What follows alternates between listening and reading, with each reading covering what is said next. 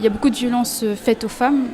ça c'est sûr. Mais après, il ne faut pas croire qu'il n'y a pas que les femmes aussi qui sont violentées, il y a aussi les hommes, mais ça on ne le voit pas dans la vie de tous les jours.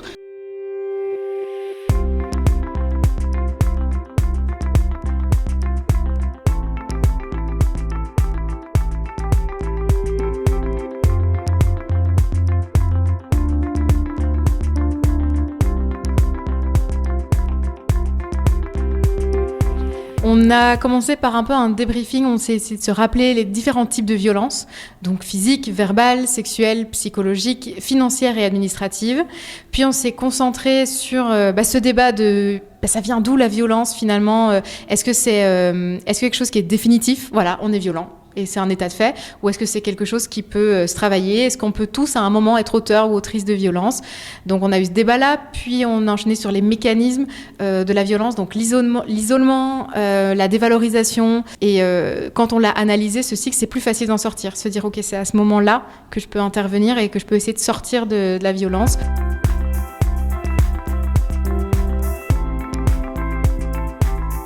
Alors sur l'atelier que je leur ai proposé cet après-midi, on a pu voir plusieurs choses, notamment déjà la notion d'environnement, c'est-à-dire arriver à observer son environnement pour prendre des indices et ne pas se retrouver justement dans des situations qui puissent être périlleuses. On a vu ensuite comment s'orienter dans cet environnement, c'est-à-dire est-ce que derrière ça je vais plutôt changer de trottoir, est-ce que je vais continuer mon chemin, est-ce que je vais faire demi-tour, et puis quand on arrive au stade où on ne peut pas éviter la confrontation, on a vu 3-4 situations desquelles on peut se dégager relativement facilement, même si j'aime pas le terme de facilement, parce que comme pour n'importe quoi, la self c'est aussi un apprentissage et beaucoup d'entraînement, donc ça s'improvise pas. De l'atelier self-défense, honnêtement ça a été fou. Je me sens détendue, puis d'un côté j'ai appris des choses qui ont été plutôt instructives, on va dire, par rapport à la vie de tous les jours si on se fait agresser, et surtout si on est tout seul. Et du coup, ce genre d'atelier, ça permet de comprendre que déjà la violence c'est mal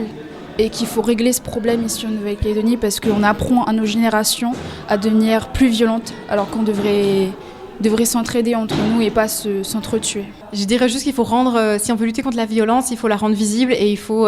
oser mettre les mots sur ce qui est vraiment en train de se passer. Donc il faut en parler, qu'un maximum de gens soient sensibilisés au cycle, au mécanisme, qu'on en parle encore et encore et qu'on déconstruise en fait cette violence.